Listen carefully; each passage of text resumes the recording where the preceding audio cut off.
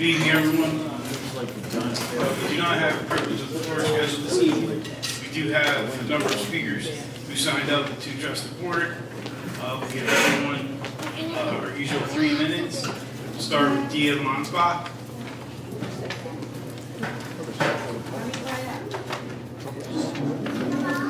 I turned the microphone on. It should be ready to go.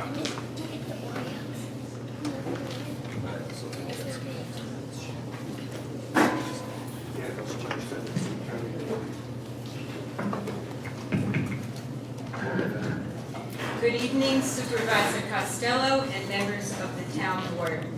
My name is Dia Mansbach, and I'm a resident and taxpayer in the town of Saugerties. I'm standing before you tonight to address 2 critical matters regarding government transparency, public trust, and our right to know how town business is being conducted. I'm presenting to the board this evening a formal letter demanding corrective action from the Saugerties Town Board regarding noncompliance with New York State Open Meetings Law. The Open Meetings Law serves as a cornerstone of local democracy by ensuring that public business is performed in an open and transparent manner. This transparency builds community trust as citizens can see exactly how their representatives deliberate, negotiate, and vote on local matters. Requirements like posting meeting documents 24 hours in advance allows residents to review materials and form educated opinions for public comment before a vote takes place. Similarly, mandates for physical meeting locations and strict videotaping rules ensure that the government remains accessible to everyone, including those without internet access. Residents are demanding a prompt official response at the next publicly held meeting of the town board regarding compliance failures, as well as a written response to. It has come to our attention that there is an active entity operating under the town board with the name of the BESS Working Group.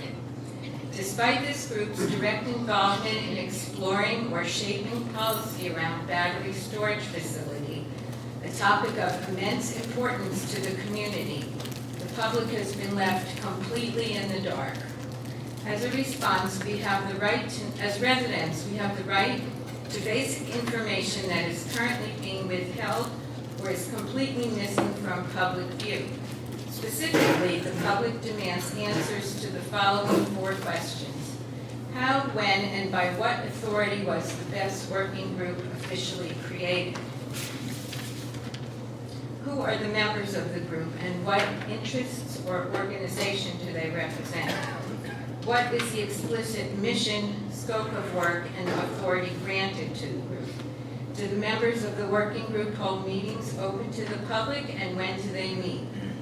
I respectfully demand that the town board immediately clarify the legal status of the BESS Working Group, publish its roster and purpose on the town website, and fully with all outstanding FOIL requests regarding this matter. Thank you for your time. I look forward to your formal response, and I have given the town clerk, Lisa Stanley, a copy of this, including the formal request, which is more broad. Thank you. Deborah Sanchez.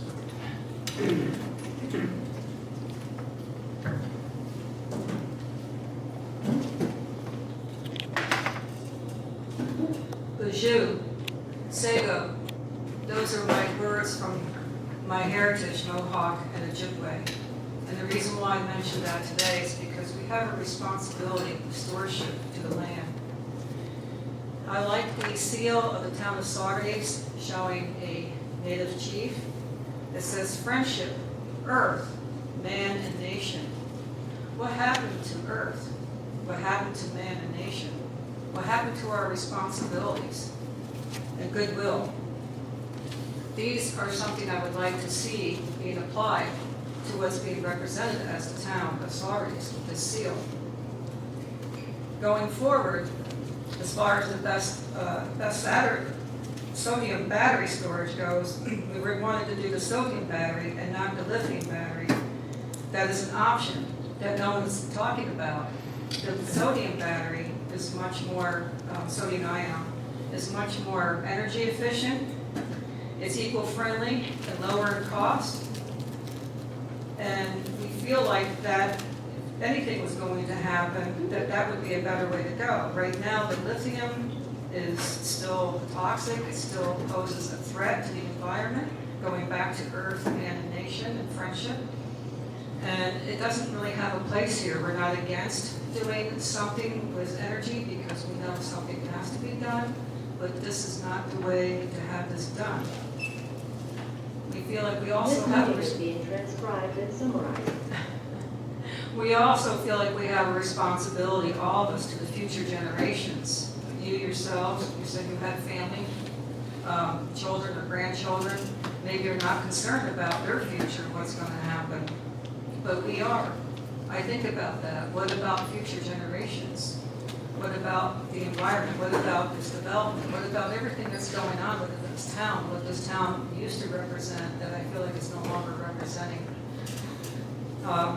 Also, with the lithium, who's going to be responsible if there are damages done?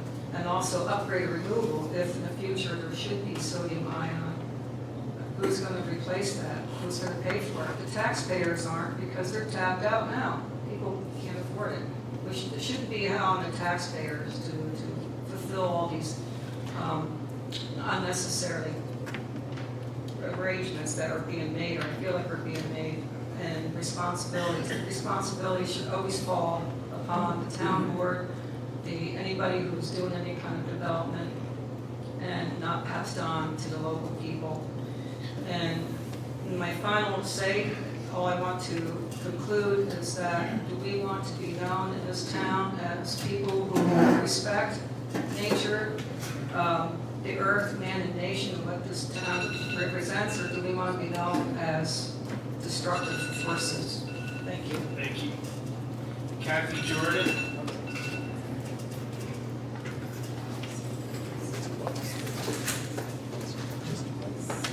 Kathy? Yes. Okay. Oh, I apologize. Yeah.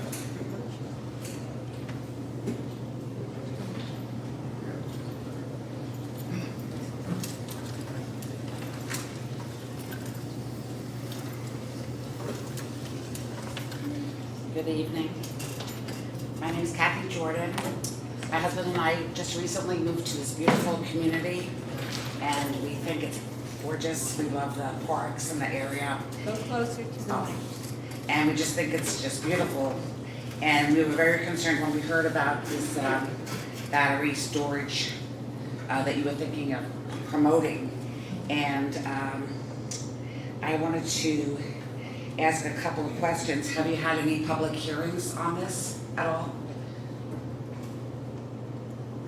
I don't want to consume your time. Just, Have you had any, I mean, that's just a question, will you be having public hearings? not on this specific project. We had 2 informational meetings about this topic, and we have entertained public comment on it since the process has begun. This project will be determined before the planning board. Its destiny will be determined at the planning board level. We are where we are. There was a letter issued by the building department last March or so that indicated that this type of use is an allowable use in the industrial zones in our community. So the area that this particular developer has selected is within the industrial zone. Okay. So it makes them eligible to go to the planning board for consideration of their process. Okay, is it There true is that no this? allowance, I'm sorry, I tried to never consume your time, but I want to answer it Is this clearly. taking from my time now? Yes. Oh, okay, so let me just, Okay. has an environmental impact statement been done? That'll be done with the planning board. Has it been done? It hasn't been done yet, though, correct? To my knowledge, there's not a complete. Okay. Is it true that it's a South Korean company that will be owning this project? That has been alleged, I did not investigate it. Well, I mean, if it's something that you're considering, I would think that you would Again, want it's to. going to be decided before the plan. But I think this is something for the members of the community. If we wanted something like this, we could vote on it as a community, put it up for a referendum, because is this, Zoning entitles folks to specific uses. but this is something that if there was a fire, God forbid, it would be a toxic wasteland. You would pollute the environment, of course, with toxic gas clouds, and you're so close to the fields where the kids play basketball. So, Kathy, I apologize, but that is your time. I really need to address some of the issues that the people Yeah, have. we'll be back in July.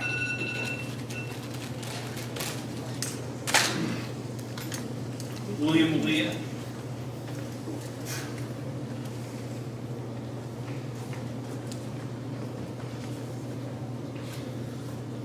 Hello again, I'm Dr. Malia, former medical director of the New York State Department of Health, Bioterrorism, and Health Emergency Preparedness. In our quest to reduce CO2 levels in our atmosphere, we have blinded ourselves to the dangers of implementing new technologies with no long-term safety records. In essence, we are attempting to mitigate one danger by implementing something potentially far more dangerous. My wife Maureen, with the assistance of experts in the fields of geology, hydrology, stormwater management, environmental biology, as well as a PhD archaeologist, has brought attention to the dangers involved by placing the KCE project on the hill located on Thompson Road. In explicit details, she's pointed out the known karst geology of the area, the dangerous nature of porous limestone prone to fracture if encumbered with thousands of tons of BESS units, and the resultant risk of millions of gallons of contaminated fire suppression water, then draining into our aquifer in the event of a BESS fire. What I would like to bring your attention to now was the fire that occurred in East Hampton BESS, which occurred in 2023, one of 3 BESS fires that occurred in New York State that year. I have distributed to the board a comprehensive, scientifically based legal review of the incident and the subsequent repercussions. This review was submitted to the United States Department of Energy in 2024. Initial ecologic surveillance stated that no significant environmental contamination had occurred despite spraying over 2 million gallons of water onto the adjacent batteries. Now, 2 to 3 years later, multiple lawsuits have been filed as new dangerous levels of PFAS forever chemicals have now been found in 2 municipal wells and multiple private wells. PFAS forever chemicals are a chemical class that includes perfluorooctane sulfonate and perfluorooctanoic acid. Both are highly persistent organic substances that bioaccumulate in human tissue and are harmful to human health. These chemicals are known to cause cancer, immunologic suppression, hormonal imbalances, and fertility issues. Currently, all BESS units in the country include these chemicals in the fabrication of their components. The report that I handed to you screams for comprehensive geologic and hydraulic studies to be before the board even remotely considers proceeding with this project. Thank you for listening. Maureen Malia. She's no, sorry. Okay, all right. Steve Brady.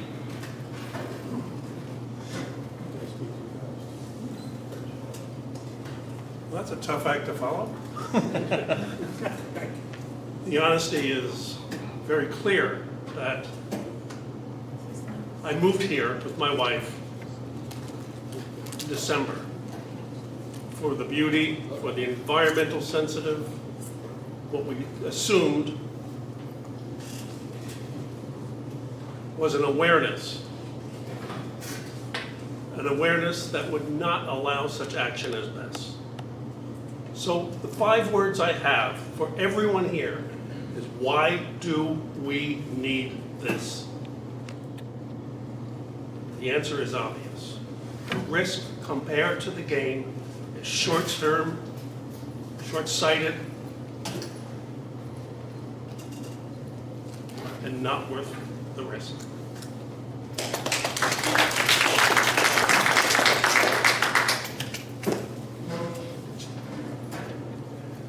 Pat Sheehan.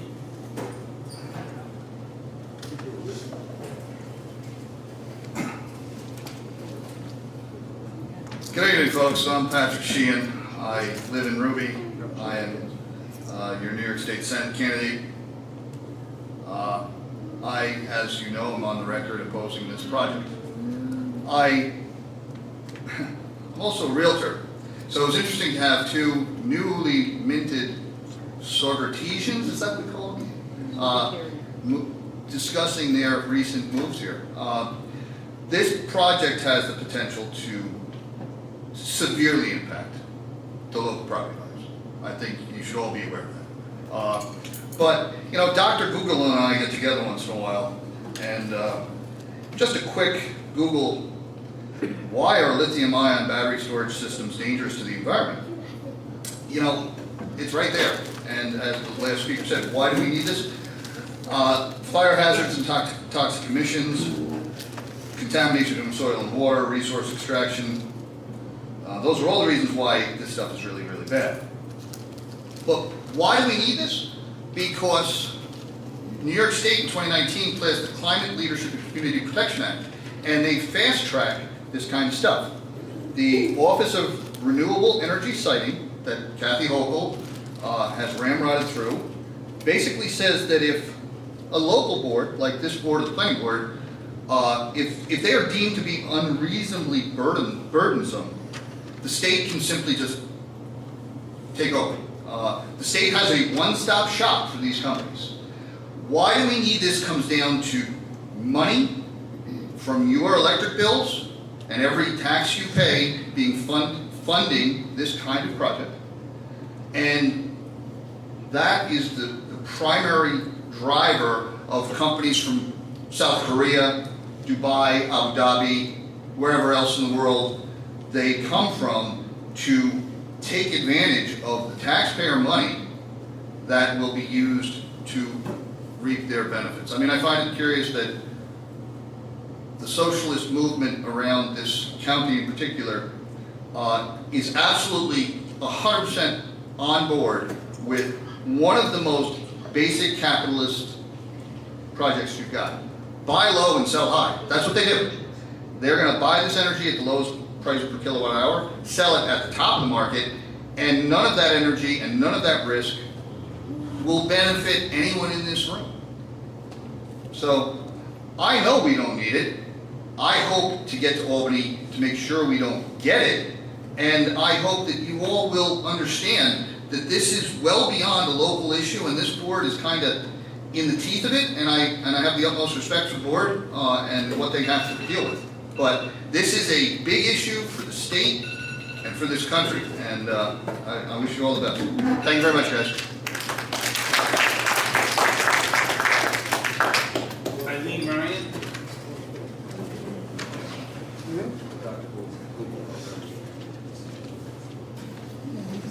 My name is Eileen Ryan. I live on Washington Avenue, right across from Canton. I'm concerned about the cyber vulnerabilities of this system. A Texas county was able to stop a data center by invoking the 2024 National Defense Authorization Act, the NDAA, which forbids national security-related construction projects from using components from China. 70% of the world's battery cells are manufactured in China. Sungrow, a Chinese company, is KCE's major materials and component supplier for their BESS. Power conversion systems, inverters, are a core bidirectional device that converts DC to AC and AC to DC. This is what's needed in the BESS system. Sungrow is a global supplier. In 2020 and 2025, researchers identified multiple security flaws in Sungrow inverters, including vulnerabilities that could allow attackers to take control of the devices. KCE recently settled for more than $1 billion in a case involving stolen intellectual property. Attackers can disrupt lithium battery storage systems by targeting the digital infrastructure that manages their safety and performance.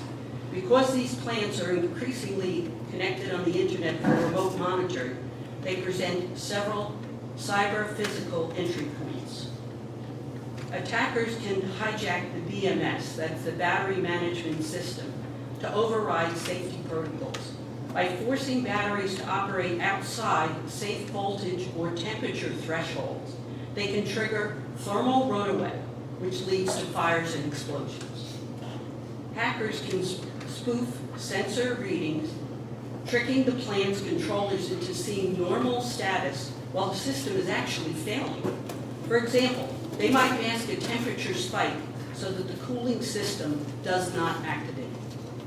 By overwhelming the plant's communication network, attackers can block essential stop or charge commands.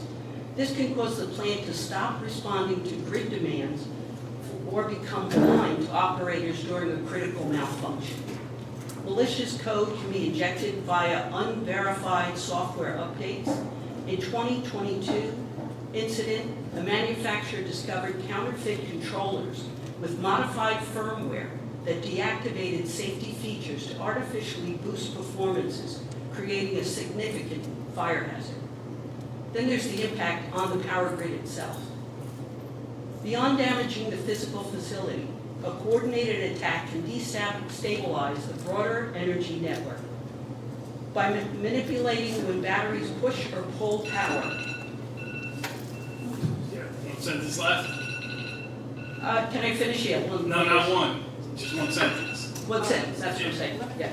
Evolving threats. In 2026, agencies have already identified ongoing disruptions to programmer logic controllers across the energy sector from Iranian-affiliated groups, Okay. showing that attackers Thank you. continuously Thank you. That was a adapt to, it's Thank a long you. sentence. No, but you To the can't new agree with you. devices. I can't do it for you because I won't do it for anyone. Okay. I apologize. Stephen Coons?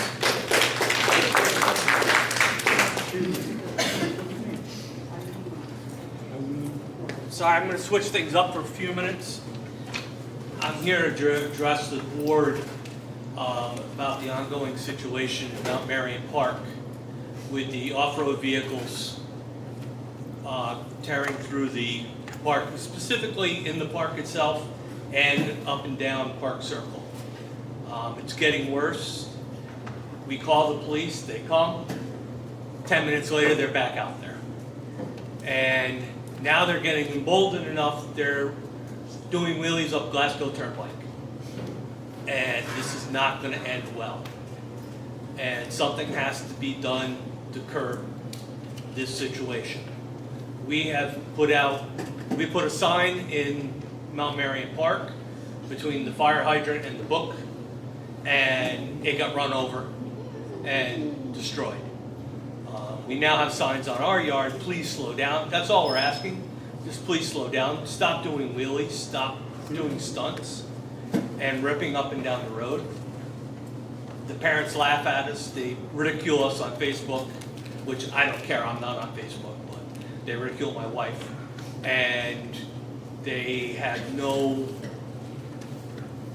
empathy for us because we have to listen to it from 2:30 in the afternoon to 10 o'clock at night.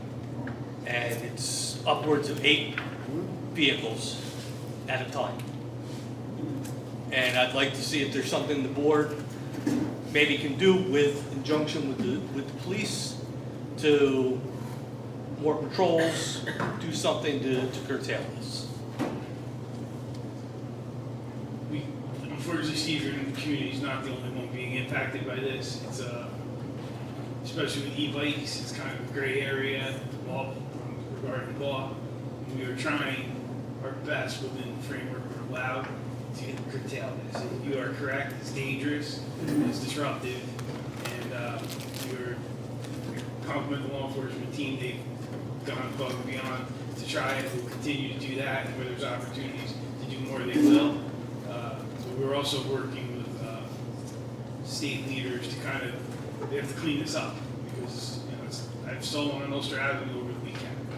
They certainly don't belong there.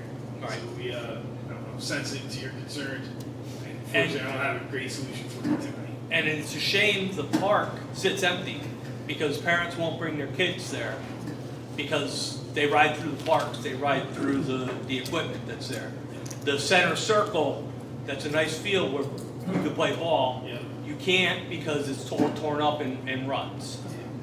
And it's a shame that, you know, it's a nice area, but it's unusable because of these individuals. Yeah, unfortunately, like I said, you know, we take a lot of pride in a lot of the upgrades that we recently did there, and quite frankly, a lot of our neighbors were partners in that. And to see it get misused, we're sensitive to it for sure. And like I said, it's not just your hamlet. There's a lot of it, and we are using the tools that are available to us now, but we clearly need more tools to get this under control. We're not going to give up on it. Can we put up can you guys put up some signs of some kind? Signs that we don't have. Or speed limit signs, anything, no off-road vehicles on the We road? all know that's how you're not supposed to do it. It's the weird part, right? Like, I know my car has to be licensed, registered, and insured. These folks just. And the parents just say, let the kids be kids. And they accuse us of being anything from old fuddy-duddies to sympathetic people who don't like kids. And, which is not the case, but. It's all fun and games till someone gets hurt. And it's gonna happen. I hear cars on Glasgow Turnpike locking up their brakes and blowing their horns at these kids. And it's only a matter of time. Yeah, I don't disagree with you. Are they registered at all? No, these are unregistered Yeah. vehicles. Have they registered them? Or confiscate them. No, the vehicles we've experienced are intended for off-road use. They're not vehicles that are able to be licensed or registered to use on the highway.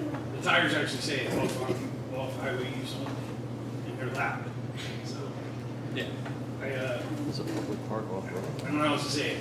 I understand your concern, appreciate it. It's been a challenge for us. I don't have a great solution. We have upped our patrols town-wide, trying to mitigate a bit. And now the weather's better, it doesn't look like we're doing anything because it seems like every little part of the town has some young folks just trying to have a good time, but it's dangerous. It's not always young folks either. I see some adults kind of doing it too. I'd like to look into whether the land is effectively posted, and if it's not, improve the posting. If that should help enforcement. I think so. That land is accessible by a power line as well.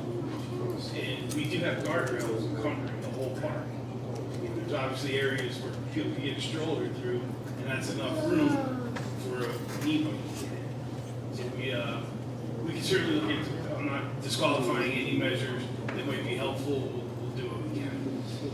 Okay? It'd be great if we, and I know, I'm sorry, but I'm not the only one. I'm just the one who has put the signs out and, you know, is speaking up on, so, Appreciate you taking some time. thank you. Don't give up. I'm not. No. Blue Scar.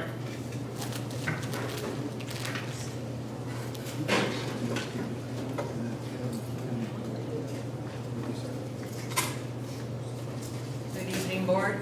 I'm Lou Scar. I live at 62 Marion Avenue in Saugerties. I actually have questions I would like you to consider individually and as a board, because I think they're important questions that most of us already have. So here's my first one. What does the town board think the specific benefits are going to be to Saugerties? I don't know what they are. I don't know if anybody's heard it. Please tell me what they're going to be. Secondly, last night the KCF representative said that the Saugerties High School, other schools in the area, and the town board would not be affected by a fire. This was based on only a laboratory experiment. I want to know, is this true? Have they ever said this? Can we hold them to it? Number 3, is it wise to accept that the Kingston-based Hazmat Corporation, which is probably very well organized, can do a 40-minute round trip to Saugerties? That's what we'd take, 40 minutes. What's going to happen during that time? Number 4, when the best outline uses its useful life, which is responsible for cleaning up the area, who's going to clean it up? Are we going to be left like Kingston with IBM facilities around us? A somewhat similar situation happened in Saratoga, and now it's being redesigned. What's going to happen? Did someone say? And last, the KCF representative last night gave a verbal invite to both us taxpayers and to the town board to visit a facility in Buffalo, New York. Are you willing to go? I'm willing to go. I hope you are. It would be nice to know that this board has considered every possibility before it makes up its mind. Thank you.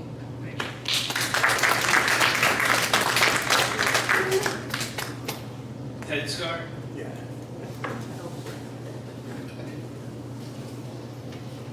My wife is a tough act to follow, guys and gals. Loud, Ted, loud. Pull the mic. I'm Ted Scar, I live up in Blue Mountain section with that lovely woman over there. I want to thank the board for providing me the opportunity to address again tonight concerns related to this battery storage facility. hear you. Pull the mic up to you. How's that? That's better. When I was here last month, I raised the question of the level of preparedness of our firefighters, being one myself. Someone found it offensive, I'm afraid, but it wasn't meant to be. It was meant to be in concern for fellow firefighters, so let me make that plain. There's a possibility we can have a hazmat episode here.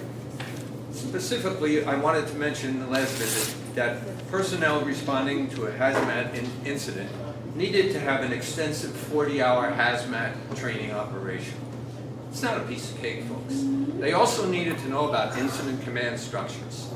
Being a fireman, I've taken these courses. I've also given some of these courses. They will take time and planning to do them.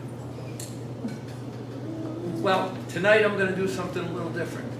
Tonight I want to present information regarding the possible exposure to fluoride from a lithium-ion battery fire. Now, I don't know how many people here know about the periodic chart of elements, but it's the groundwork for all chemistry that goes on throughout the world.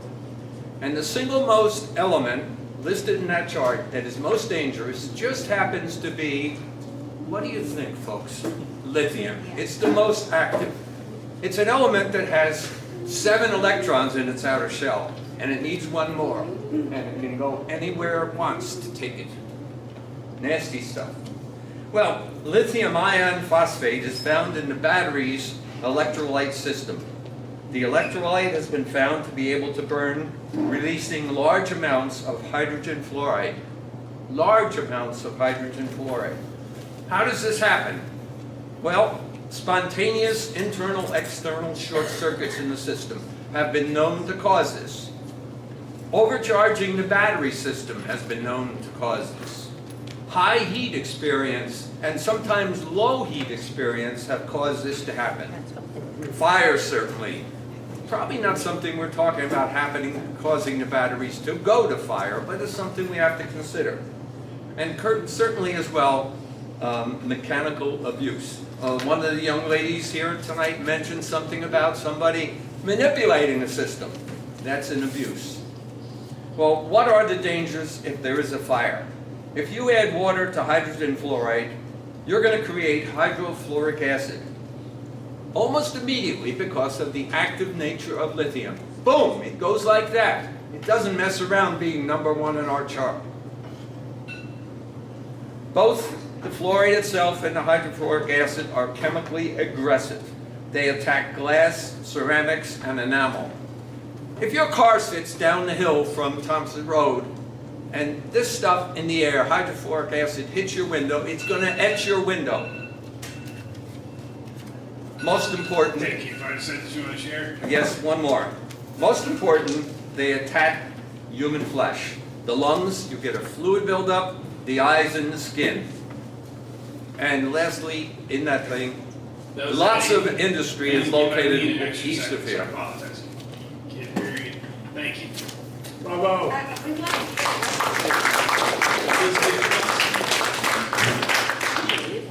Finally, the chemistry opinion comes out.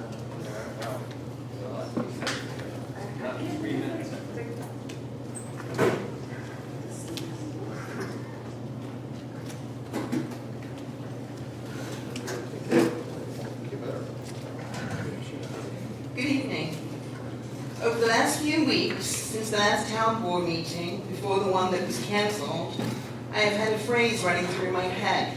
Do not speak to me like that. At the last town board meeting, Fire Chief and Town Board member Mike Ivino directed personal comments towards members of the community, including myself, that shifted the discussion away from emergency preparedness and public safety. Until this project, I have never personally had a problem with Mr. Ivino. I've always believed in forming my own opinions based on my own experiences.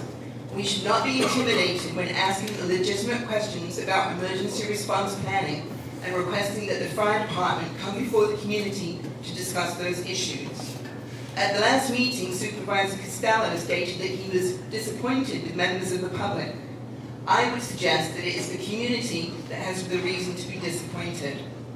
If Fire Chief Ivino and representatives of the Centerville Cedar Grove Fire District have reviewed this project and publicly expressed confidence in it, why has the town board, each one of you, not invited the fire chief, Mr. Ivino, in that capacity to answer questions directly in his official capacity? Residents have repeatedly asked about emergency preparedness, evacuation planning, responder training, and public safety. Instead, we have been left with incomplete formal responses and unanswered questions. We have been told that officials will visit a key capture facility near Buffalo that is 20 megawatts versus the 100 megawatt facility proposed here. At 1/5 of the size, what meaningful conclusions can be drawn? And if there are few or no comparable operating facilities at the scale in New York, which there aren't, why is Saugerties being asked to host one? We have also been told that key capture presentation is planned for the July town board meeting. Will residents be allowed to ask direct questions and receive direct answers? The last time a similar forum was held with the traveling band of best proponents, many residents left with the impression that the participation was being managed rather than encouraged. Residents raised concerns about fire safety, emergency response, environmental impacts, groundwater protection, schools, public health, and the appropriateness of this location. These questions remain unanswered today. The proposed presentation should not replace meaningful public participation or become a reason to delay questions until the end of a long meeting. Most importantly, no presentation from the developer can change the core concerns residents have raised. The questions are about location, safety, emergency preparedness, and environmental impacts. The public deserves more than presentations from the developer. We deserve answers from the officials charged with protecting this community. Transparency is not asking residents to trust the process. Transparency is providing the information necessary for residents to evaluate the process themselves. Thank you.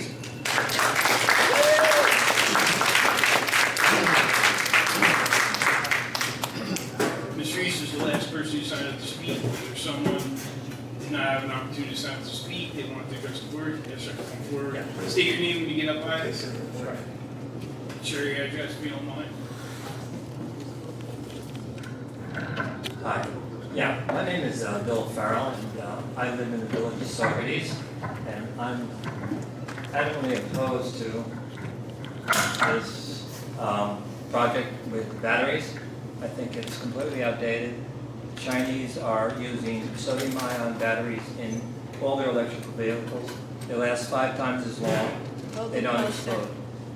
And they are exporting them at this time all over. Some are in Mexico.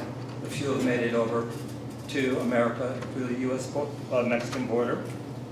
And I don't understand I don't understand how anybody could think that this is a positive thing. The toxicity of the lithium and the difficulty of putting it out if there is a fire, and the water and the evacuation and all that, but you have respiratory illnesses in miners that mine lithium. It's a dirty, filthy, water-consuming process. So we are just adding to that toxic process by joining in. But if you look up lithium mining and you start researching, you'll find that people's lifespans are reduced greatly.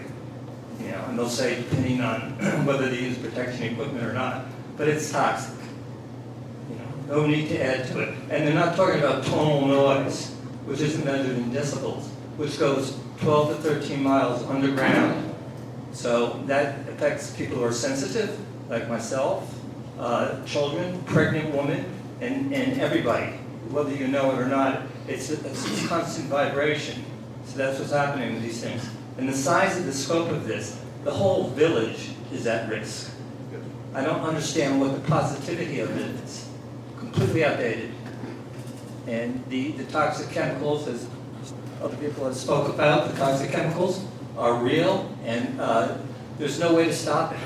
It'll happen, and you know, say, oh yeah, okay, it happened. Oh no, everything is fine. Measure.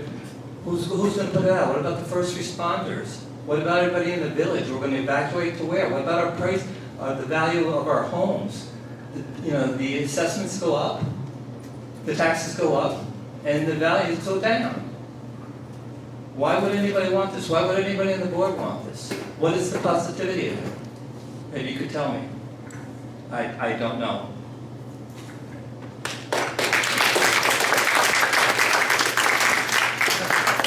Is there anyone else who has not had a chance to address the board? They would like one? You have to come forward.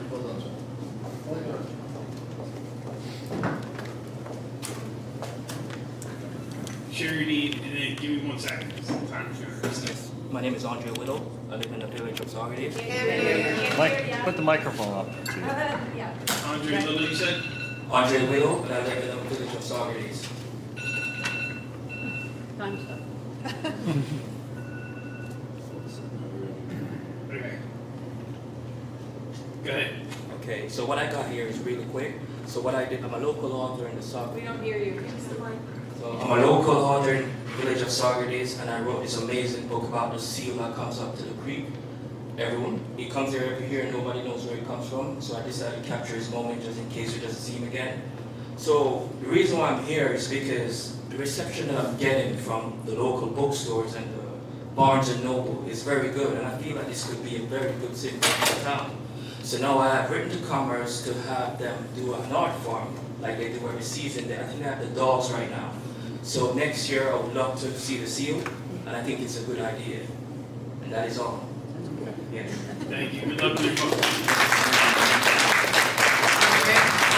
I bought a copy of your book at the market a few weeks ago, and I gave it to my Aunt Bertie, like I promised. Thank you. Yeah, thank you. It's a beautiful book. Thanks. Yeah, I also bought all 3 of your books last week at the farmer's market. Oh my God, one To more give to my handshake. neighbor I'm too. so sorry, thank Good you. for you, Thank you. promoting yourself. Yes. All right, we'll move on with our meeting. Ask for approval of minutes. Pre-board meeting 5/6/26, town board meeting 5/6/26, special town board meeting of 6/11/26, bid opening of 6/11/26 for emergency backup power for ice arena chiller. Is there a second? Second. Thank you. Discussion? All those in favor say aye. Aye. Any opposed? Motion will carry. Ask for approval of bills. General fund, $143,939.98. General outside village, $17,765.69. Highway, $421,135.10. Capital projects, $255,320.23. Ambulance district, $139,734.42. Malden sewer, $10,060.64. Malden, I apologize, water operation maintenance, $5,811.32. Central Hudson, $40,723.48. Our second. Second. Thank you, Mr. Vito. Discussion. All those in favor say aye. Aye. Any opposed? Motion carries. Go on to department head reports. Mr. Handel. On June 3rd, we replaced the bolts on a leaking valve in Valdo Park. We flushed hydrants recently, the 8th through the 10th. For them, we were getting complaints about dirty tasting water, but the village would have public water advisory on that. the 15th, which was Monday, we replaced the fire hydrant and installed a new valve on Glasgow Turnpike and Liberty Street, Glasgow.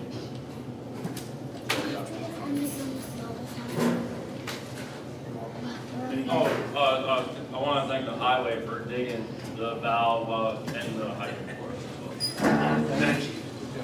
And also, we think, you and I, Mr. Vino, we're at the reservoir for a different occasion, but Mr. Hoff was able to share that they've done algae treatment, the combined flushing from the town and the village.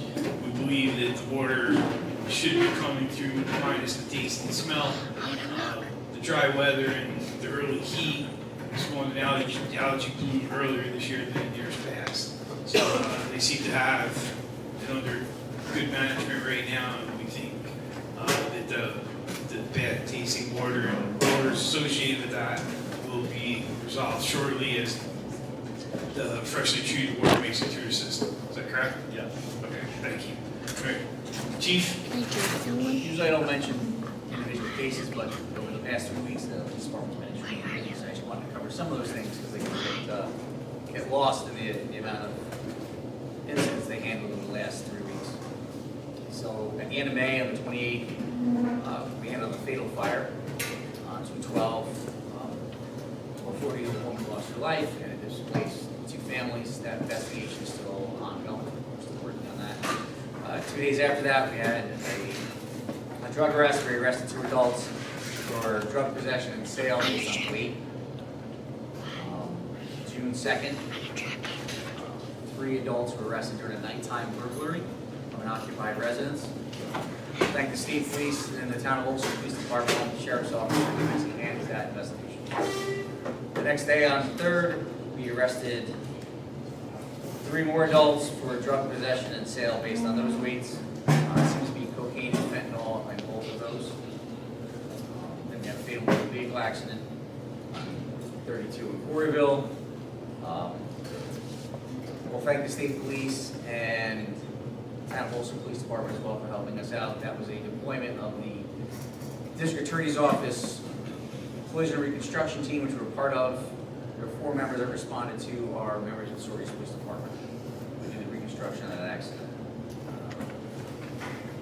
Later that day, we closed out the robbery with 4 arrests from Speedway back in February.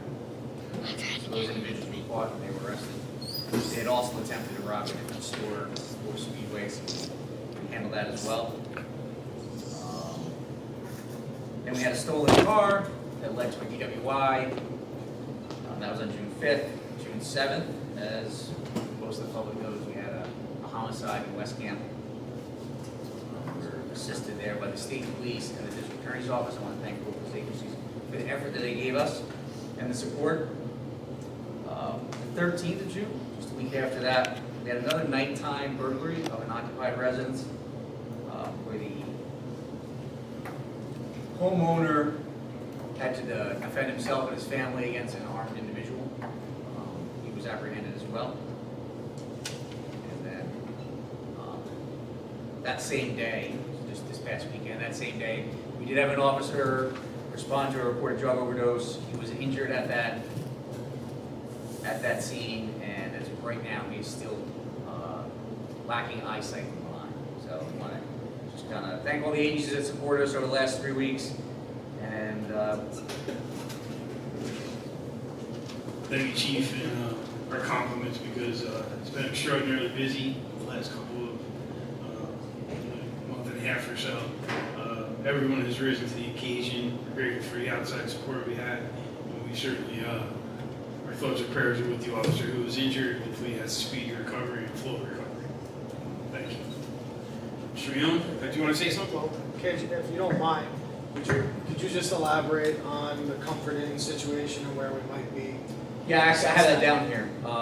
Comfort Inn has been a significant draw on our resources starting in November of last year. It has become a motel that social services is using as a placement location for those that have no other place to live. while that's great, sometimes we do get a little bit of an element that results in increased crime. We saw a lot of increase in larcenies, both at convenience stores and grocery stores, and a lot of other criminal activity, drug activity in that area. So on the 11th, which was last week, I believe, we met with the owner of the Comfort Inn, myself, some members of the town board, Family of Woodstock, and Department of Social Services to try to come up and work on a plan to address the quality of life issues and mitigating any criminal activity or the increase in criminal activity that we have been seeing. So we're working on a multi-pronged plan to solve those issues. I was in touch with the town attorney yesterday and today, and we're hoping to put some of those plans into motion within the next week or so. Thank you. Thank you. Mr. Mion? My deputy, give me a Okay. report. Mr. Lowry? Good evening. We started our foot in the right direction on our paving this year on Black Road. Black Road was not complete. We had a few issues with our pavers, so kind of also came assisted us with a paver for 3 days to complete that process. As of right now, we have 85 ton down just on hot patching, all the bad spots left over the winter, bad spots on the road. So we come forward either T&L and pave according to our paving schedule. We also started, because of our backup of paver, we started with Parks and Rec. We did a minor top there for around the couple buildings for Greg. We were also doing a bad section in Washington Avenue, short section for July 4th. We're also in the process of prepping Market Street project, so that will be completed in the next few weeks.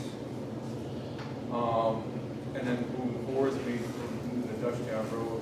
We prepped most of it last year, so we did a little bit of prep work when we get the blacktop there.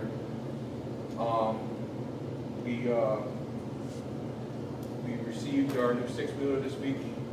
So this is getting our final preps before we go to service. And all our mowers went out, and we also had an issue with our second mower, so we're behind on the mower, but it's Okay. Thank you. Mr. Jervis? Thank you. At J.C. Field, in relation to the grants that we received, the asphalt was installed for the basketball court. Unfortunately, very disappointed in the job that was done. There were several areas where there was standing water after a water test was done. Well, that's back in the engineer's hands. They are going to have to correct that. They're not going to get paid, plain and simple. The playground was 90% complete. There's swings and a couple other components that will be installed after the poured-in-place safety surfacing goes down. That is scheduled for Tuesday and Wednesday next week, or Wednesday and Thursday. We're going to fence that entire area off with temporary fencing. I've already discussed with the chief, because it is very critical that no one gets on that for a period of 48 to 72 hours. And with the cost of that, so one of our security attendants will be there in the evening. We're going to have a uniformed police officer there in the overnight. With our CFA grant, we had a meeting just yesterday morning. We're going again, as I mentioned previously, splash pad, the trails, and the new project is the refurbishing of the tennis court.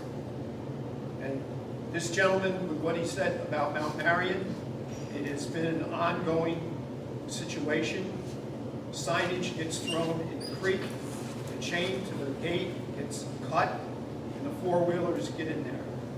Last month, the backboard was broke, more than likely a rock or possibly a BB gun or other type of gun. It was not done from the court side. It was not done by a basketball court, but by basketball. It was done from the back side. This is tempered glass, same thing that's in the ice arena. We know how fast the puck can go, and yeah, occasionally the glass will break, but very rarely. So today, We trenched from the power supply to the telephone pole, and we're installing cameras because I feel this is the only thing that can be done. I mentioned this during our budget preparations last year. Unfortunately, we just have not had the time to get to it prior to this. All the conduit pipe is in. Tomorrow the boxes will be set. And then hopefully within a week to 10 days, the cameras will get installed. We're going to have 2. I may possibly add a 3rd so that the circle can be looked at, the playground can be looked at, and the basketball court can be looked at. Tomorrow morning, I'm meeting with our representative from Archtop to do a drop. So then we have remote access where the police department can pull the cameras up, we can pull the cameras up. We don't have to physically go to the location. Our heavy-duty multi-purpose workman, which back in March I said was going to get delivered in April, still has not arrived. That was ordered 15, 16 months ago. The ice arena finally closed this past weekend. Had 2 consecutive weekends of tournaments out there, as we had 2 consecutive weekends last weekend with the Phillies, this weekend with the Rebels. I want to thank Ray and John for their help in the areas that we've identified. And other than that, just on a completely different note, St. Mary's of the Snow Bazaar, the church bazaar is tomorrow, Friday, and Saturday. And as I've done for the past 40 years, I've overseen and ran the beer and soda booth, which I've been giving up for 15 years. So after my motions are addressed, I will leave the board meeting because I still have some say. Thank you. Thank you, Mr. Shores. Once again, let's here. Move on to board committee reports, Mr. Bart. The library board will soon announce seats that are up for election on 29 June. And they will meet on June 9th to discuss and approve their proposed 2027 budget. The Conservation Advisory Commission is finalizing their climate action plan, and we'll discuss when to present it to us. The Hudson Valley Regional Council is providing an assistant, a technical assistant, to the Climate Smart Community Task Force actions, completion of which may give access to grants funding for their implementation. We've had a lot of success with that, and optimistic for more in the future. Cornell Cooperative Extension Program is providing tech expertise to update the climate resilience planning tool that we did in 2019 by developing a vulnerability assessment. As part of this, I'll be helping to set up a meeting with department heads. They would like a one-time meeting with department heads as part of this. And that dovetails with a workshop that I attended on the 5th, put together by the UC Department of Health on Climate Emergency Preparedness. They'll give us the vulnerability assessment will give us important information to incorporate into an emergency management plan. And I'll be providing a list of recommendations I developed from that workshop. Mr. Church, we also have a HEPA filter that Mr. Barr was given for the town's purposes. So it's at the foot of the stairs by the supervisor's conference room. Okay. And we can find a suitable location where we most need it. All right, thank you. Yep, that's it. Mr. Story. The TV23 committee basically has conducted a search for a new candidate to be the program director for TV23. We went through a canvassing process, interview process, and I'm very happy to announce that the committee reached a decision within the last 2 weeks. And there is a motion on the agenda tonight to appoint the new program coordinator for TV23, Brown Maloney.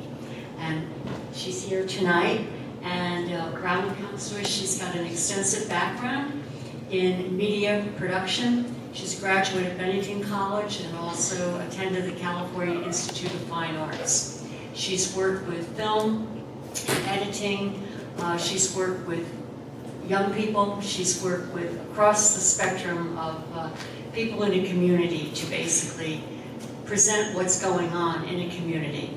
I think, you know, with her ability to understand how to operate a camera, understand, you know, what makes a small town tick is very important, and that's something that she's going to bring to TV23. So we're very happy to have Brown aboard, and looking forward, you'll be seeing her probably at a lot of events, and, you know, make yourself available if she would like to possibly interview you or do a show. We've already had a little conversation with the chief of police to bring back, you know, conversations with the chief, or maybe a trip with the highway department, you know, out in the middle of a snowstorm or something. So we're very happy that she's going to be joining us. The LifeSpring Adult Education Program held their annual end of the year wrap-up last week in May, and their summer catalog will be online. They are also keeping the fee for registration for classes at $95. It's the same as it's been the last 2 years. There are summer workshops and special events that they have planned. And August 6th at the large pavilion at Cantine Field, LifeSpring will be having a coffee for anyone in the community to come and meet the board of the LifeSpring organization and check out the new calendar and to see if it's something you'd like to join. They had well over 100 class attendees this year.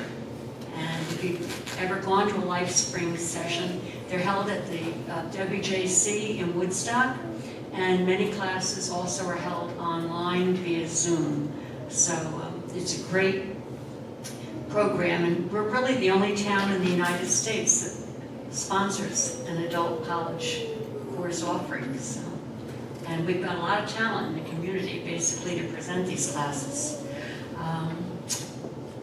The STAC committee met last week, and basically those of you who live in Berkeley Heights, we had a great conversation with DOT this week, and a meeting is set up with our town engineer and the supervisor, along with our highways till 9 o'clock in the evening.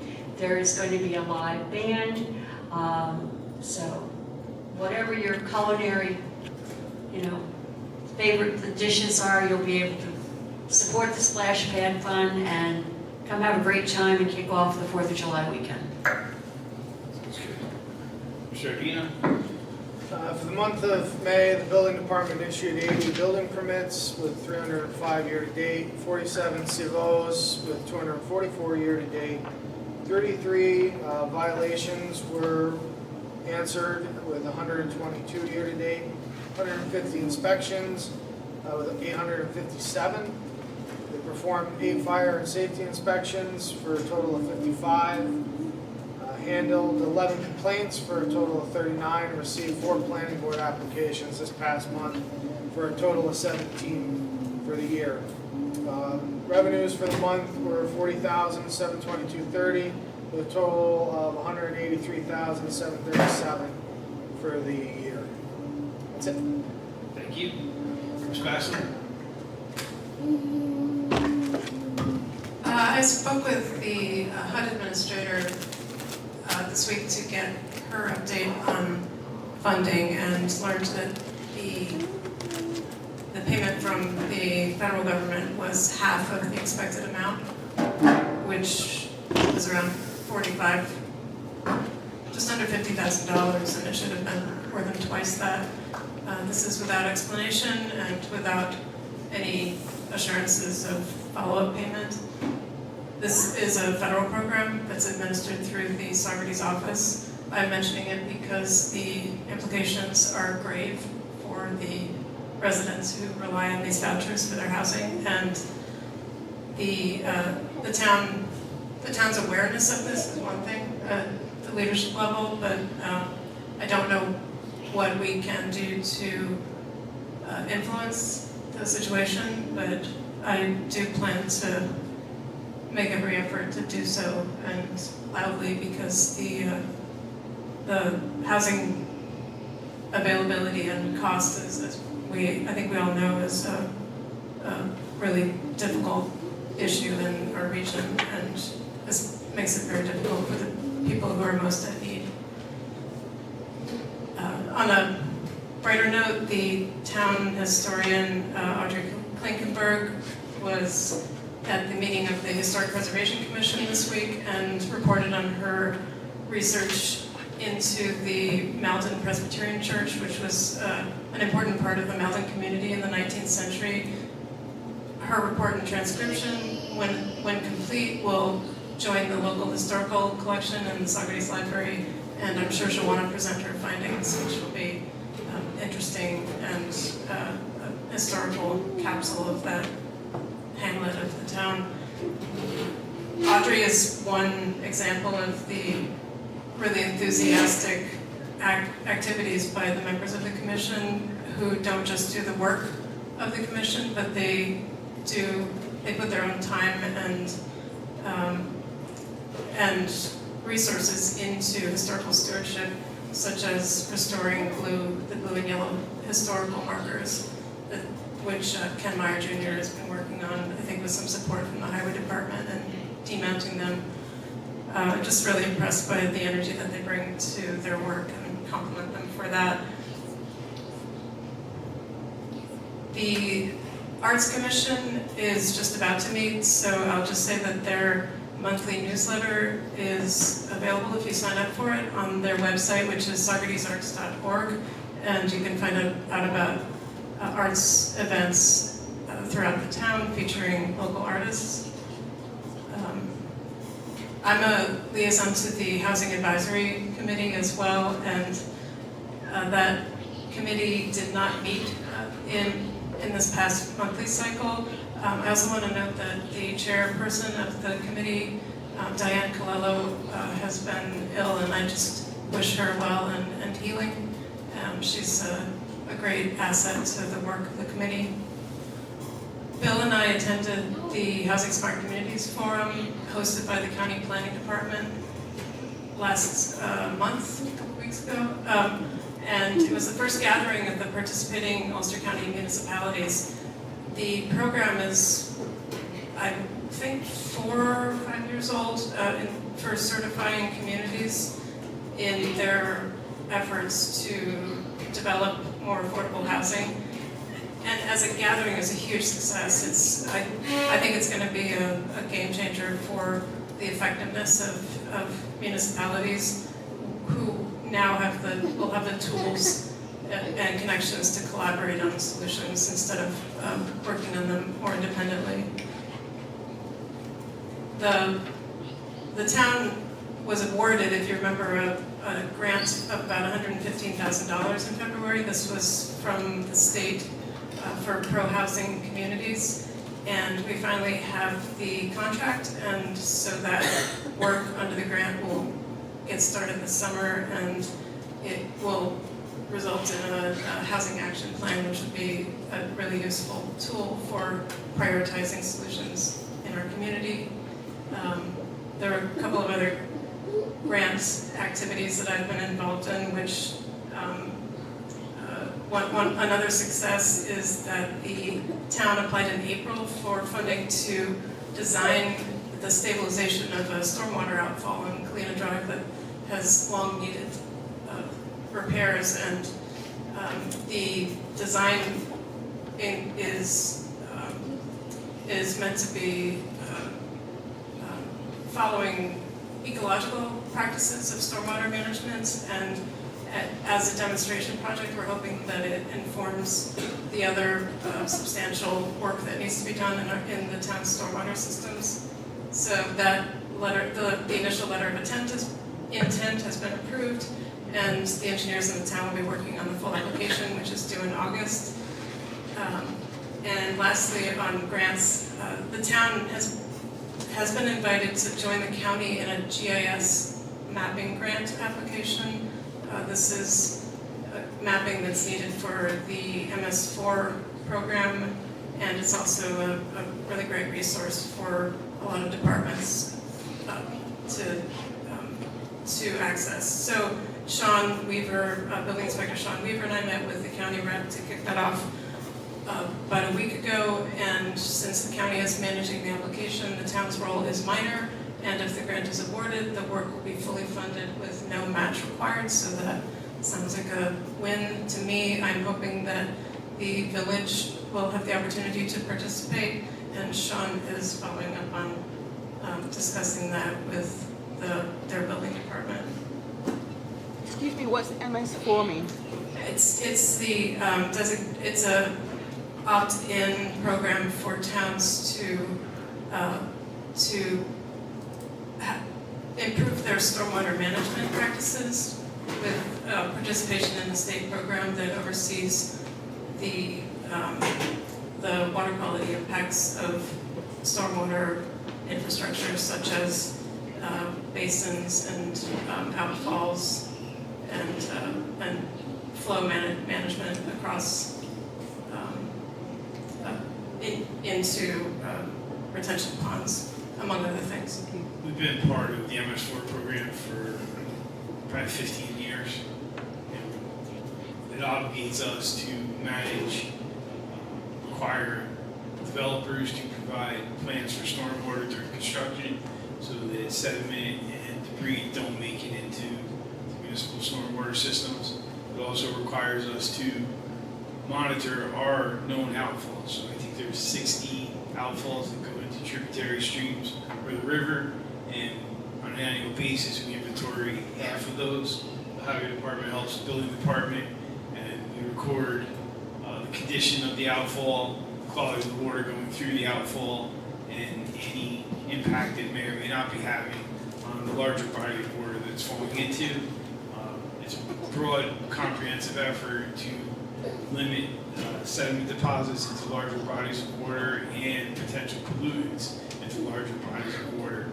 This came out of a mandate by the DEC, but also we did what was the big study for the animals? When we did the comprehensive plan, did big, I can't remember what it's called. With the resource inventory? Is that what it was called? Just started? When you guys went out, we had consultants kind of going through a vernal pool, samples of animals, plants, and they gave us indicators to the health of the body. Remember it? We used Bristol Beach as part of it. Bristol Beach was part of it. Yes. Well, anyway, there was a lot of work done with that, and this is all an effort to make sure that parking lot runoff and potential contaminants and that don't make it into waterways and tributaries and waste support habitat or drinking water. Thank you. It helps to know what acronyms mean, so I appreciate that. Thank you. You're welcome. All right. Didn't mean to cut you off.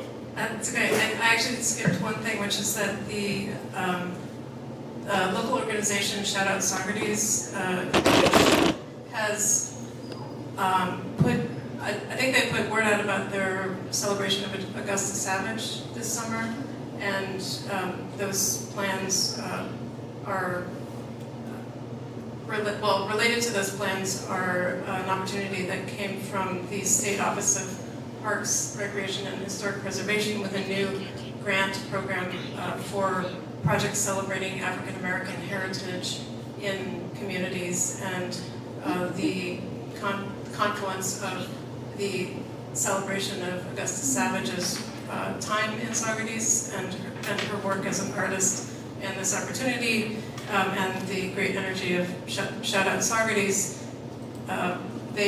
The preliminary letter of interest for the grant has been approved, and the full application will be submitted. So we do, I guess the point is overall that we have a lot of irons in the fire. I'm sure Greg's department does as well, and others, and hopefully all of them will bear fruit and help us improve and protect the assets of our community. Thanks. Thank you. tip, move on to motion resolutions. Mr. Iadino? I'd like to make a motion to authorize Choice Words LLC to proceed with the filing a consolidated funding application for the splash pad project, Cantine Trails rehabilitation upgrades, and tennis court reconstruction at a total cost of $8,000 for all three components of the CFA submission as per the recommendation of the Parks and Building Superintendent. Second, discussion, good to talk about. Some of it, those changes a little bit. We've been trying for a number of years. Yeah, the first two, the splash pads, since I came on board, the trails now are going on, I believe, 4 years, maybe 5 years. But the nicest feature with the first two, all the foundation work has been done. So it's just a matter of updating the budget, updating support letters, and having a very difficult time getting a contractor. We reached out to 3. We're supposed to meet with 1 today. That didn't happen. Get an estimate to draw up a budget. You need supporting documentation for the tennis courts, but we do have some time. Hopefully, we're successful. Any further discussion? Mr. Barr? Yes. Mrs. Fleury? Yes. Mr. Iadino? Yes. Ms. Bassler? Yes. I vote yes. Ms. Bassler? Motion to approve the 2026 Summer Youth Recreation Program waiting list on file as per the recommendation of the Summer Youth Recreation Director. Second. Discussion. We always run a very successful day camp program. Suzanne has led that with Greg for many years. We look forward to another successful season. I think applications for that are out. Oh, yeah. Sign-ups. So, all right. Any further discussion? Mr. Barr? Yes. Mrs. Thornton? Yes. Mr. Iadino? Yes. Ms. Bassler? Yes. I vote yes. I'd like to make a motion to correct Miles Gordon's rate of pay from $18, which was approved at May 6th by the town board, to $18.50 as per the recommendation of the Parks and Planning Building Superintendent. Second, discussion. Just a little housekeeping. Mr. Barr? Yes. Mrs. Thornton? Yes. Mr. Iadino? Yes. Ms. Bassler? Yes. I vote yes. I'd like to make a motion to add to the Summer Youth Recreation Program and Parks and Buildings call-out list Olivia Dean at the rate of $17.50 an hour, as per the recommendation of the Summer Youth Rec Director and Parks and Buildings Superintendent. Second, discussion. Mr. Barr? I vote yes. Mrs. Bassler? Mrs. Thurman? Yes. Mr. Iadino? Yes. Ms. Bassler? Yes. I vote yes. I'd like to make a big motion to add to the Parks and Buildings summer call-out list Michael Kaleo at a rate of $18.50 per hour as per the recommendation of the Parks and Buildings Superintendent. Second. Discussion. Is that on correct, guy? Sorry? 1850 is correct here? 1850 is correct. All right. I didn't do a typo error like I did. Okay. Any further discussion? Mr. Barr? I vote yes. Mrs. Thornton? Yes. Mr. Iadino? Yes. Ms. Bassler? Yes. I vote yes. Motion to approve the hiring of Bronwyn Maloney as the TV 20, how do I say that? Yes, thank you. As the TV 23 Public Access Program Specialist at a pay rate of $26 per hour with a work schedule not to exceed 30 hours per week, effective immediately per the recommendation of the TV 23 liaison. Second. Discussion. Mrs. Thurman made a nice introduction on your behalf. During her, we're excited about your interest. We look forward to hopefully a long relationship. Anyone else want to add anything? Mr. Barr? Yes. Mrs. Thurman? Yes. Mr. Iadino? Yes. Ms. Bassler? Yes. I vote yes. Congratulations. I move to accept the resignation of Haley Whalen effective June 3rd, 2026. Second, discussion. Call for a vote. Mr. Barr?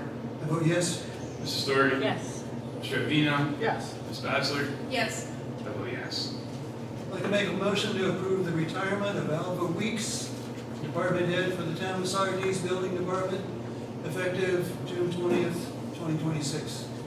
Second, discussion. Thornton, Mrs. Stanley, and I, Albie has been with us since we started. He has always put the residents of this community first. He's been a pleasure to work with all these years. Grateful for his time of service, and we wish him well in his retirement.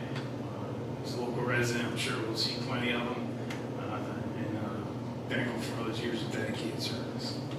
Any further discussion? I just have to say, Albie, as over the last 20 years, basically helping with the Comprehensive Planning Committee, many of the issues that would come before the CPC involved land use, involved basically projects that were potentially might come before the planning board. And we'd either ask Kevin Brown and Albie or Sean Weaver to come to a CPC meeting and act as a counsel and to give advice. And I'll have to say, Albie was very faithful. I don't think he always liked coming out at night to a meeting, but he always did when asked.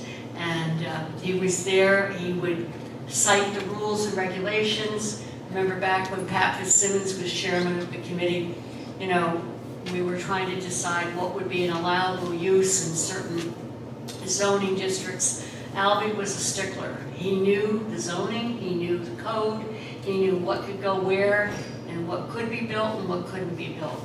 So I'm sure the members of that committee wish him well and enjoy his travels on his motorcycle and enjoy traveling with his new little best friend, Chop, his dog, and he'll be missed. Anything further? Call for a vote. Mr. Barr? Oh, yes. Mrs. Thornton? Yes. Mr. Avino? Yes. Ms. Bassler? Yes. I vote yes. I'd like to make a motion to approve moving Building Department employee Sean Weaver from the position of Municipal Code Officer, Building Inspector 1, to the position of Department Head for the Town of Saugerties Building Department for the remainder of the 2026 year at an annual salary of $86,840, effective June 22nd, 2026. Second. Discussion.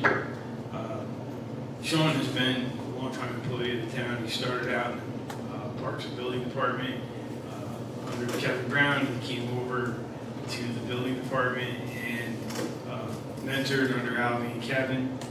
He embraced the position in so many ways. He's really kind of been able to duplicate the breadth of knowledge that Albie demonstrated.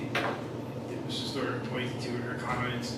I think he's going to be a great building inspector and look forward to continuing our relationship, working closely with him. You know, him and Mr. Avino work closely quite a bit. I'm sure you want to say something. You're in a hot spot. Thanks. You know, I think Sean's going to be, you know, a good department head. And, like Fred just said, we've worked very closely as we did with Albie, you know, in years past. So excited to keep moving forward. Excited to bring Jimmy on as well, and keep the department rolling as it has for the last several years I've been on the board. Any further discussion? Mr. Barr? Yes. Mrs. Thornton? Yes. Mr. Avino? Yes. Ms. Bassler? Yes. I vote yes. I'd like to make a motion to accept the resignation of Kathleen Gray, Assistant Special Operations Coordinator, Grant Writer, effective 7/31/26. Is there a second? That's it. Thank you, Mr. Barr. Discussion. Kathleen has really been a pleasure to work with.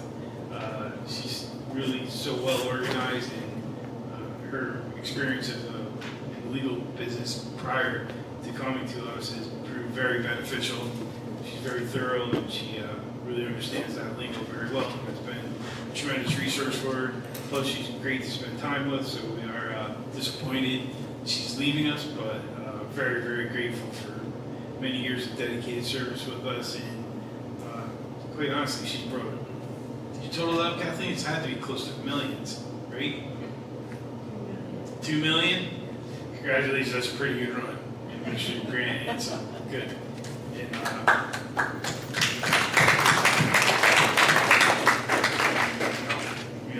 we wish you well. And obviously, we don't want you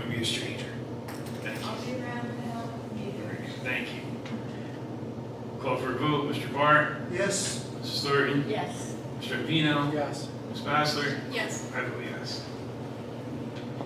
Motion to approve the proposed budget amendments as on file per the recommendation of the town accountant. Like several.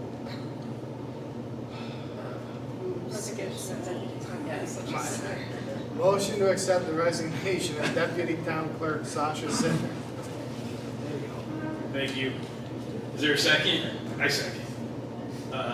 Sasha's been a tremendous resource in the town clerk's office. She really fits in nicely. She has some family commitments that prohibit her from working the extended hours. She has agreed to hang around as a part-timer, but she cannot fulfill the duties associated with being the deputy town clerk at this time.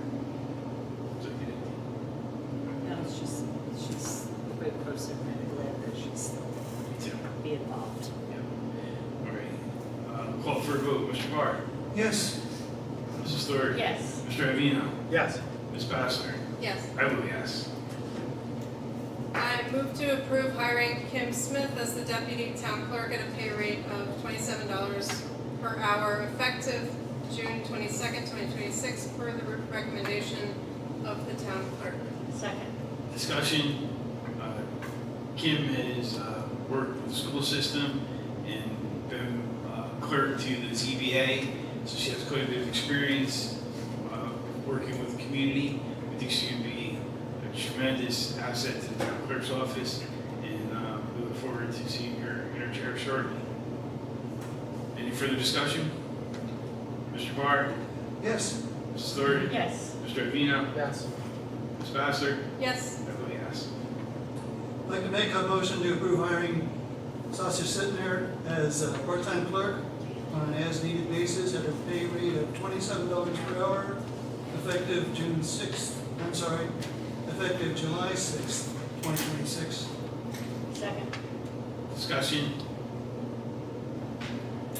We just indicated she's going to help out in Kathleen's absence and help out the tax collection office. She took over water and sewer billing, so she'll be a resource there as well. Any further discussion? Mr. Barr? Vote yes. Mrs. Thornton? Yes. Mr. Avino? Yes. Ms. Bassler? Yes. I vote yes. I'd like to make a motion to hire Sasha Sidner as the Special Operations Coordinator / grant writer at a pay rate of $27 per hour, effective August 3rd, 2026. Second. Discussion. Call for a vote. Mr. Barr? Yes. Mrs. Thornton? Yes. Mr. Avino? Yes. Ms. Bassler? Yes. I vote yes. I'd like to make a motion to approve the proposed budget amendments as on file per the recommendation of the town accountant. Discussion. So we are 6 months into the current budget cycle. Some of our projections were a little bit short, namely insurance. We plan the budget in November, we get an estimate for what our premium increase should be, and then come January, we get an actual bill. That bill exceeded our expectations in a positive way, so we're moving $75,000 to cover the additional cost of premium that we did not plan for. We have an additional amount of funds going to Boys and Girls Club, in the amount of $4,500. Highway snow removals, we had an extraordinarily difficult winter, probably unprecedented in the last 12 to 15 years. That put a lot of pressure on overtime and road salt and maintenance of vehicles. So we're filling in a shortfall of $30,000 there. Computer maintenance, we upgraded some software at the water department. That software upgrade has proven its worth already. We coordinated our billing system with the billing system that the village uses, and that has been helpful in resolving some bills already, so that was a good investment. And water supplies, we also, in conjunction with the tough winter, we had a number of water breaks, so the equipment that we repaired those pipes with, we consumed our inventory, we had to replace it, as well as we, in one of the water districts, we could not do a radio read. There was hardware that became available that will allow us to do a radio read, meaning the employees can drive through that neighborhood and the meters will report the meter readings directly into a computer software, populate the bills. We couldn't do that in the Mountain District. We have now bought the equipment that will facilitate that. Over time, that will save us an extraordinary amount of labor. Plus, once this program be likely more accurate and avoid some human error. So those were costly, but we think worthwhile endeavors. Any further discussion? All right, call for vote. Mr. Barr? Yes. Mrs. Story? Yes. Mr. Vino? Yes. Ms. Bassler? Yes. I vote yes. Motion authorizing Highway Superintendent Raymond Leon to enter into a contract agreement with Greenman Peterson, Inc. of 80 Wolf Road, Suite 600, Albany, New York, 12205, for design, right-of-way, and construction services for Drummond Falls Road over Catterskill Creek Bridge replacement, project being funded through the Bridge New York grant program, as per the scope of services agreed, dated May 28th, 26. Second, discussion. Where you want to talk about it? He did give us a presentation explaining the funding source for this. We're going to lay out some money up front. We'll be fully reimbursed. Yeah, we have to match 5% of what the bridge is going to cost. I have it's going to be roughly between 2 to 225 of our costs. I have the last few years put money aside in the fund balance for that I haven't touched. This is definitely a good thing to do, but also is it overly necessary to do. It's a bridge that only serves one town of Saugerties house. If we wasn't to do this bridge, we would have to block the road off. People from Catskill and 23A and stuff, that's a big shortcut for them to come through. But this is the first phase for us to get the grant to go forward to replace the bridge. Okay. Any further discussion? Mr. Barr? Yes. Mrs. Story? Yes. Mr. Avino? Yes. Ms. Bassler? Yes. I vote yes. I move to accept the resignation/retirement of Nicholas Ibino from full-time employment at the Highway Department, effective July 4th, 2026. Second, discussion. Mr. Ibino has been with the department for 2 years now. He is a natural leader, and his long experience in the construction field, I think, was helpful to everyone who worked with him on staff. We wish him well in his retirement. Anything? When I hired him a couple of years ago, I knew he was very talented. He did that all his whole life. He was a pleasure to have, and I wish him luck on his retirement or next adventure.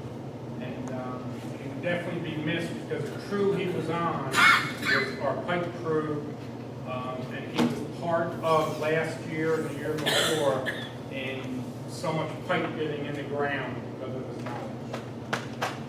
You have someone in the ditch working that knows what he needs to do before the operator has to tell him what to do, that is a big plus, and he would definitely be missed.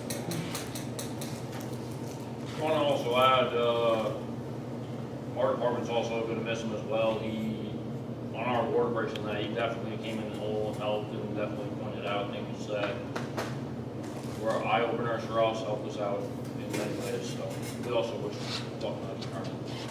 Thank you. All right, any further discussion? Mr. Barr? Yes. Mrs. Third? Yes. Mr. Avino? Yes. Ms. Bassler? Yes. I vote yes. I'd like to make a motion to move Nicholas Ivino from full-time motor equipment operator position to a part-time seasonal laborer position effective July 6th, 2026. Second. Discussion? All those in favor? Oh, we're going to do it by roll, right? Yep. Mr. Barr? Yes. Mrs. Third? Yes. Mr. Avino? Yes. Ms. Bassler? Yes. I vote yes. I'd like to make a motion authorizing Highway Superintendent Raymond Mayon to extend the offer of providing training for the Highway Department employees to attain their commercial driver's license 3 employees not covered in the Teamsters Local 445 contract note. One laborer will get his Class B license, and 2 motor equipment operators will complete the training to move from Class B to Class A, allowing them to drive our tractor trailers. Second. Discussion. So, we are going above and beyond to invest in our staff. The transition from the Class B to the Class A will allow a larger portfolio of folks to transport equipment and drive the dump trailer when we do the container deliveries from our transfer station to the RRA facility. You need a Class A for that activity. And also, we have some young folks that are showing ambition to better themselves and participate more broadly in the operations of the highway department. Mr. Lauer is a very good example of somebody who brought that ambition forward and pretty much did every job on his way to the position he holds currently as deputy. And we think some of the young folks we have are willing to participate in a similar path. So we think this is a good addition, and I think it's well received by the folks that are there, and it will enhance our ability to provide services to our community. So, you got anything? The days of years ago when you would have 10 Class A drivers putting an application in are far and few between now. Just people aren't going down that path anymore. So trying to do it from within to make our department stronger. Okay. Mr. Barr? I vote yes. Mrs. Thornton? Yes. Mr. Avino? Yes. Ms. Bassler? Yes. I vote yes.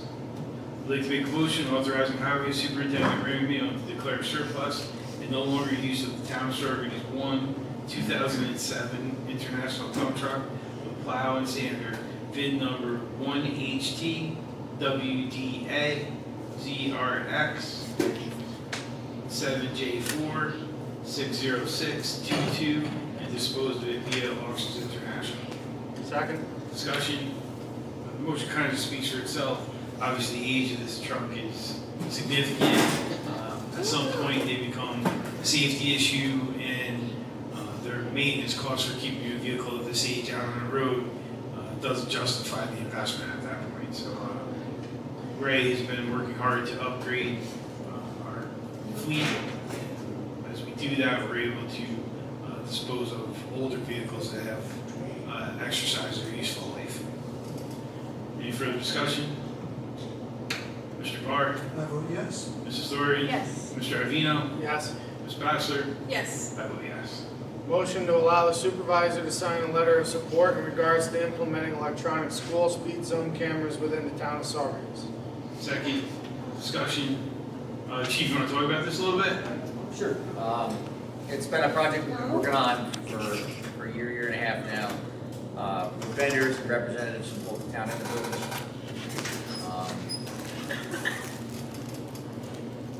When this was brought to the town and the village and explored the use of the technology to kind of make our roadways safer, and getting a lot of complaints of speeding vehicles in school zones, with officers there, but I can't keep them there every day.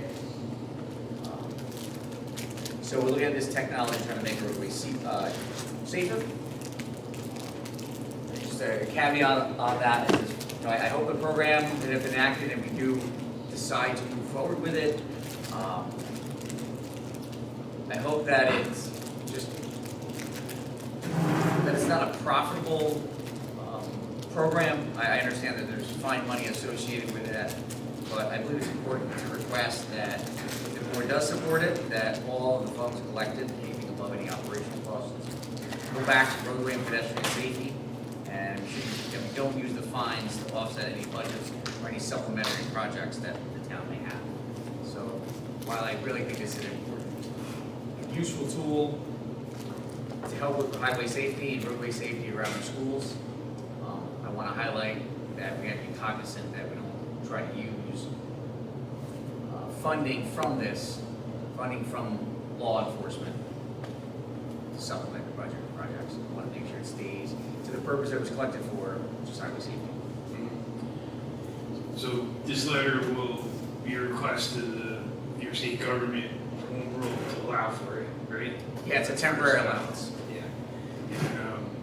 And I think our sister community in the city of Kingston has already done this. They have shared a little bit of data indicating that the compliance rates have gradually progressed upwards, which is exactly the point Chief was trying to make. In the school zones, initially there was only like a 30% compliance with the speed zone, and that is gradually going up. The comprehensive data for programs like this suggests that we can get it to the 85% range of compliance in school zones, which would be great. Mr. Supervisor, one more comment. I was talking to an individual a couple of days ago that had gotten a civil penalty from the city of Kingston from one of their school campers. And it was relayed to me that they're way more cognizant of the speed that they're traveling at during those school hours, you know. And that's the whole point. You know, just to slow traffic down, make the pedestrians, make the school kids when they cross in front of their schools, a safe environment. We, unfortunately, we don't have the resources to be everywhere we should be at the same time. This is a way to leverage the police department's resources and have a positive impact and allow those resources to be used in other areas where we don't have a tool like this. All right, any further discussion? Mr. Parr? Yes. Mrs. Thornton? Yes. Mr. Avino? Yes. Ms. Bassler? Yes. I vote yes. Motion to hire Brian Levy as a permanent full-time police officer at step 2 with the rate of $33.76 an hour effective June 22nd, 2026. Second, discussion. So we are gaining on being fully staffed. We're not quite there yet. And Mr. Lee said this will help out by one. Right? Yes, it helped out by one, which leaves us, should leave us 4 remaining positions. All right, any further discussion? Yeah, just wondering, is Mr. Levy hired from, or being promoted from within or from another force? No, he was with us in 2016. I think he was with us for about 2 years. Since then, he's been working in Dutchess and Orange County as a part-time police officer in those capacities. This is his first time on the New York State Civil Service list, eligible full-time. Thank you. All right, call for a vote. Mr. Barr? Yes. Mrs. Thornton? Yes. Mr. Avino? Yes. Ms. Bassler? Yes. I vote yes. I'd like to make a motion to hire Jason Stockless as a part-time police officer at $3 to $30 an hour, effective July 1st, 2026. Second, discussion. Do you write anything? Sure. Mr. Stockless came to us after his departure. He did a career with the ATF. Before that, he was a police officer up in Troy. So he's been in the academy. His academy time is about finished, and he wishes to work for a game for us as a part-time officer. Okay, any further discussion? Mr. Barr? Yes. Mrs. Thornton? Yes. Mr. Avino? Yes. Ms. Bassler? Yes. I vote yes. I'd like to make a motion to hire Adrian M. Pontecorvo as a permanent part-time dispatcher at the rate of $27 an hour effective June 22nd, 2026. Second. Discussion? Want to say anything? Sure. Adrian is a Atlantic police officer for a little while. She did a career with the Ulster County Sheriff's Office, then went and did several years with the City of Kingston Police Department. She just retired from there not too long ago, and now she's looking to do some part-time work as a dispatcher. I think she'd make an excellent addition, bringing in the knowledge she has of over 30 years as an officer to the dispatching area. Call for vote. Mr. Barr? I vote yes. Mrs. Thornton? Yes. Mr. Avino? Yes. Ms. Bassler? Yes. I vote yes. I'd like to make a motion to hire Thomas Bolenbach as a water sewer operator trainee at the rate of $24.50 an hour, effective 6/22/26. Is there a second? Second. Thank you, Mr. Avino. Discussion. Mr. Mansell and Staff did a canvas, they interviewed, I think, 3. Yeah, that's right. And Mr. Bolenbach, who absolutely lives in Saugerties as well. Yeah. You want He to lives flip around? right, he lives right in Malibu, it's nice to get somebody that's within one of our water districts or districts. Like, he comes, he's a matron, he comes with no experience, but he's very eager. Yeah, it's not for a kid 30.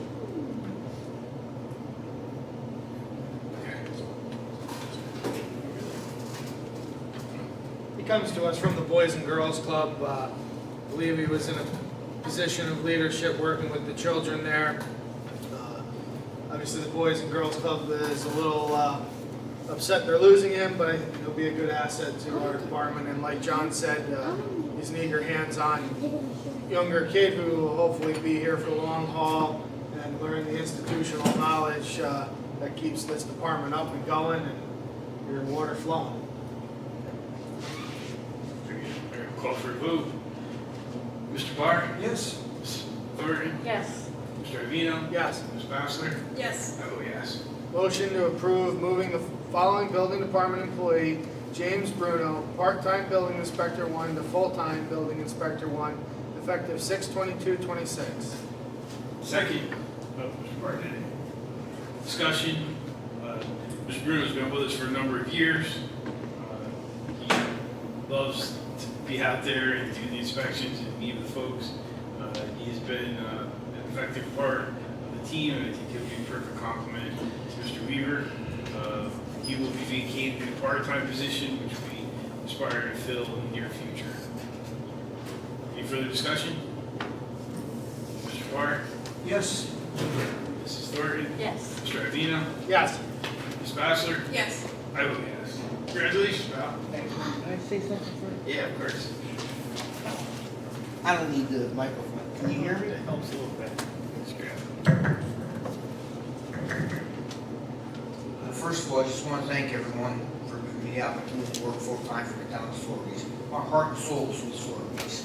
I passed my civil service test, and I had 3 phone calls for 3 different jobs. More money, but I love Saugerties.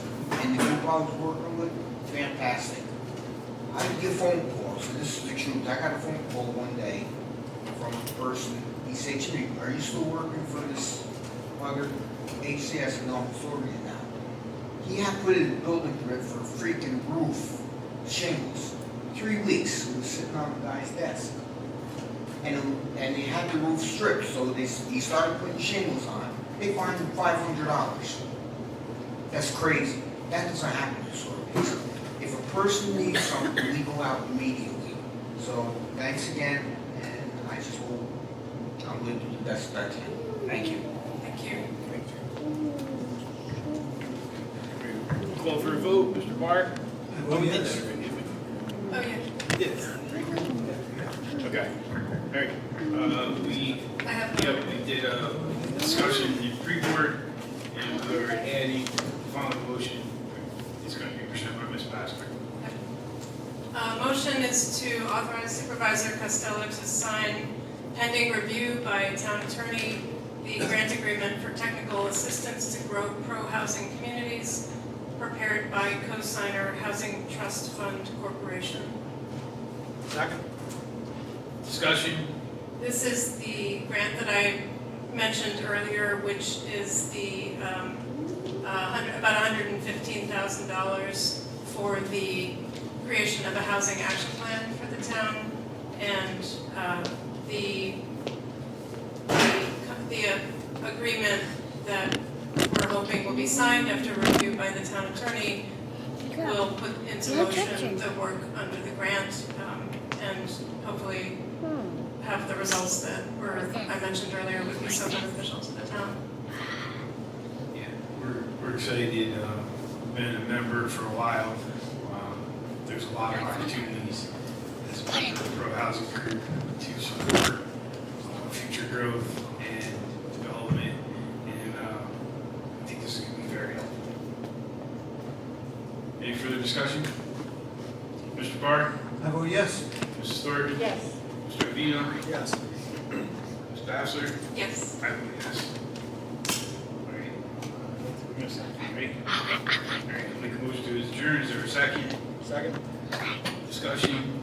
Our next scheduled joint meeting will be Wednesday, July 15th, 2026. We'll be starting at 6 p.m. for a town board workshop. The pre-board meeting will then take place immediately after 6:30 p.m. Our town board meeting will be at 7 p.m. Before we officially close, I would like you all to share in a moment of silence. We lost a number of residents in our community who have contributed in a large capacity to the town. Elena Bongiolo, apologize, suffered an untimely death recently. Gabe DeBola, who participated in the comprehensive plan committee, the planning board, was active in many sports programs, also passed recently. Lauren Legg, the wife of John Legg, who was a longtime lead operator at the highway department. Susan LeBlanc, who was a teacher for many of us, but also spent time as a member of the village board and certainly a pillar in our community in many ways. And Vince Kelder, who amongst raising a nice family and living a good life, also spent a good part of his time helping people in recovery. He was instrumental in the establishment of the Ryan House, which continues his legacy of helping people who are in need of support as they struggle with dependency. So please join all of us in a brief moment of silence on their memory.